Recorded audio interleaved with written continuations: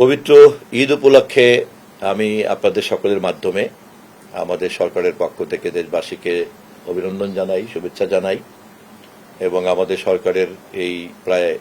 100 দিন অতিক্রান্ত হওয়ার এই পর্যন্ত বিভিন্ন মহল থেকে যে সহযোগিতা আমরা পেয়েছি সে কারণে সকলের কাছে কৃতজ্ঞতা জানাই। বিশেষ করে গণমাধ্যমকে একটা বিশেষ ঈদের শুভেচ্ছা এবং ধন্যবাদ জানাই যে তারা আমাদের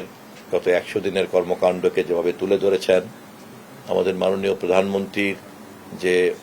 মানুষের নেতা তার আচারে আচরণে চলনে বলনে পোশাকে পরিচ্ছদে এবং নির্বাচনের প্রতিশ্রুতি বাস্তবায়ন করার ক্ষেত্রে এটির জন্য গণমাধ্যম তার পেশাগত দায়িত্ব পালন করেছেন। বাট আমাদের জায়গা থেকে আমরা মনে করি যে একটা বিশেষ ধন্যবাদ এবং কৃতজ্ঞতা গণমাধ্যমকে জানানো আমাদের একটা দায়িত্ব।